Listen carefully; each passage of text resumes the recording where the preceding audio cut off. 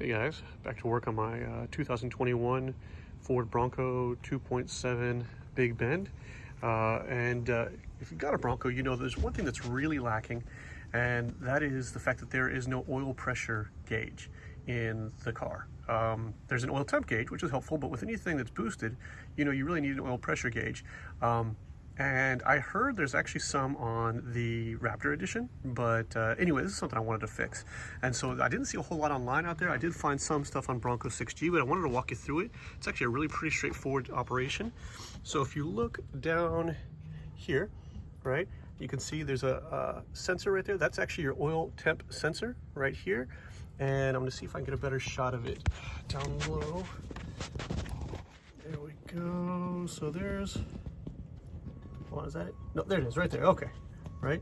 So there's the sensor, right, like so. And then what I've done is run a T adapter like this, and then you'll see there's another sensor just here that I've plugged in. That is the new oil pressure sensor.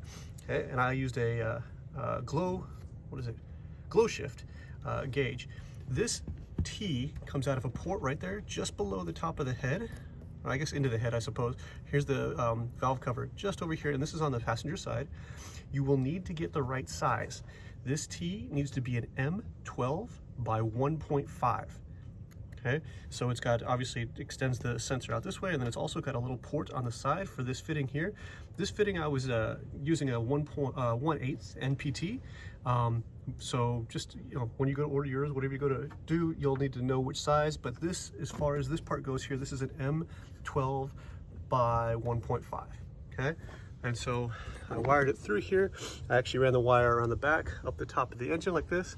And if you come back over here, ignore the massive cluster of wires here, but there's actually a, right down here, there you can see it just there, there's a grommet that goes through the firewall, right? And I ran it right through there, and actually that's the same place I ran my boost pressure gauge. If you remember when I installed the boost pressure from one of the previous videos, it goes through there.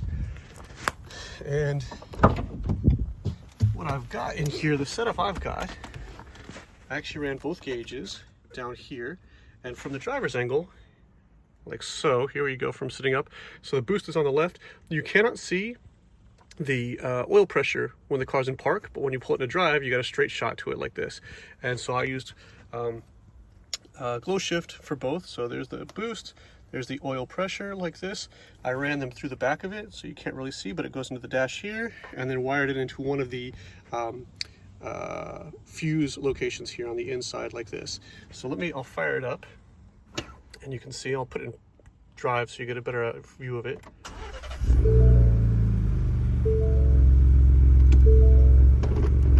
Okay, so when you're driving, it's gonna look like this. Okay, I'll turn it off here. But this is a full, oops, there we go. This one is an electric gauge here, so it's got a full sweep, and then it fires it up. And at idle, it usually idles at like 15 psi. Cruising, it's like 22, and it jumps up higher sometimes if you really stomp on it. But yeah, this is just, I thought, a really clean way to get both gauges in there, kind of out of the way, utilize the space I've got already. Some people like to put it on the dash, but I'm not a big fan of, I don't know. I like it down here, and I know, yeah, you can't see it, like you have to kind of glance down, yeah, but these are more just to monitor what your car is doing, so not something I need to be looking at all the time. But I thought they turned out pretty solid. I've got about, I don't know, $200 in these two gauges together and a couple hours of work, but really not that bad, I thought. So if you're looking to install an oil pressure gauge, definitely go with that one. And as I said, you'll need the appropriate T in there, and then off you go. So let me know if you got any questions.